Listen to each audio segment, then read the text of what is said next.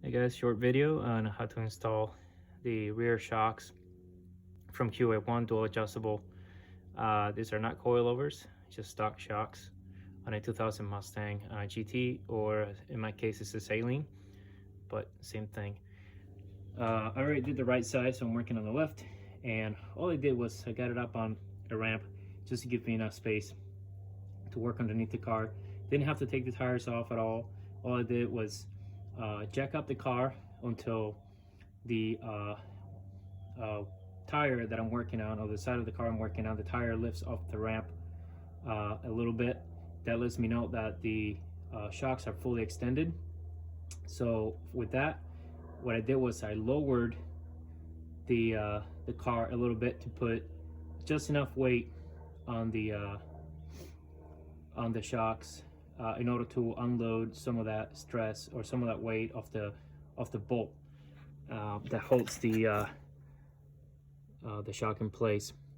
A quick tip: if you get to the point where you're looking to get the bolt out, you might be tempted to hammer it out, but the reality is that if it's really tough to move, that means that there's some weight on the shock still from the car. So what I suggest is perhaps raising or lowering the car a 1/4 of an inch at a time, which is a little bit at a time, until this bolt basically becomes loose. They can just pull it right out.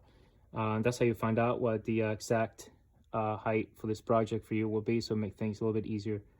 So now I'm gonna go ahead show you guys what comes with the QA1's rear shock. So you're gonna get a set of bushings, and you're gonna get 2 sleeves. And the reason for that is some cars may use a thicker bolt, and this sleeve goes right on top of the bolt. And the way you find out which one you need is you try them both out, and they should be very little to minimum play once you have the sleeves in there. So let's see if I can actually make this work. Okay, so I'm going to try out the silver one. Slide it in there. As you can tell, very little wiggle, so I'm going to try the other one out. You can tell it's much larger. So this is not going to work for us. I'm going to stick with this one. So now what you do is you want to slide that in there, and it can be a little tough because it goes in there under pressure with this rubber bushing. And you can just press it in, or what I did with the other one was hammer it in. I used a rubber mallet, and as you can tell, I'm working on top of a rubber platform. This is kind of difficult to do with one hand, but I'll do my best here. All right. So here's what I'm gonna do. Use my foot here, and it's not gonna damage the knobs. And with my rubber mallet, just gonna tap it in. It's kind of difficult to do with one hand. I'll do my best. Here we go.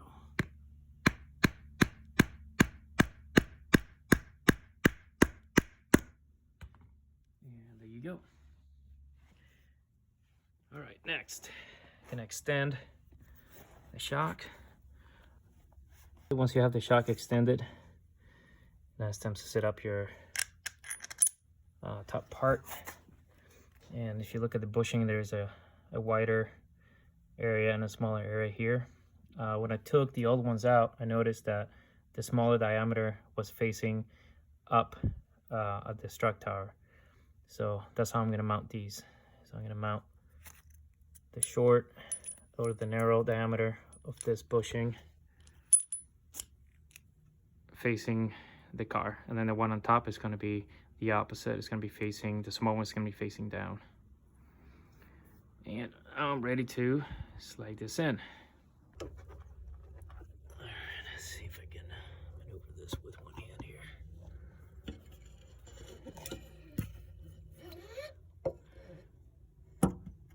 All right, there it goes. So now down here, it'll slide right in there. And this is set to the softest setting, so that you can compress and extend it as you need to make the bolt fit.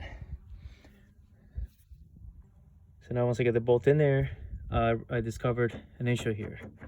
So these bushings are not thick enough to cover this area. So what I decided to do was I found this washer in my miscellaneous box, drilled it out to fit the bolt, and that's gonna fit right in that gap. And I'm gonna actually put it on the inside here. So I'm gonna take the bolt out and slide this right in there. Okay, I switched the bolt around. If you notice, the head of the bolt was on this side before, now it's on this side. I just realized my mistake when I paused to set this up. So I'm gonna slide my spacer in there and I'm gonna feed the bolt through. And let's see here, there we go. Now this won't move at all once I put the nut on there and tighten it down. It'll clamp this bracket, mounting bracket, and then it'll be solid just like the other side. All right.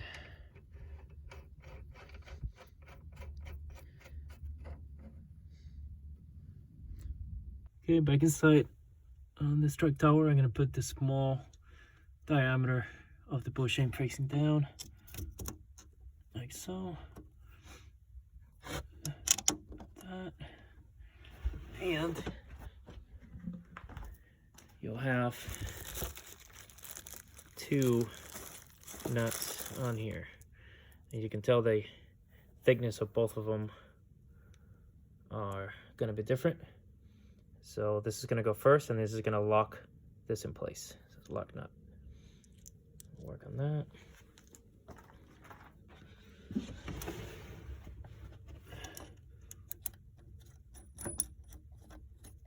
All right, for this part, you're gonna need a second set of hands to hold this in place. You can reach without having to take the tire off right in here with the adjustable wrench, and essentially hold this in place so that when you tighten the lock nut on top of this truck tower, this will not rotate. Okay, so this here I'm gonna tighten down until basically the bushing itself squishes down and covers more or less the area of the old one. Okay, so the bushing is starting to bulge out, and it's a smaller bushing than the original. So I'm not gonna be able to tighten it too much down where it's gonna meet the diameter of the old one. So this is gonna be good enough. And I'm gonna put the lock nut on top of that, and that should be good. And then you can hit down and bolt the one down there, and done.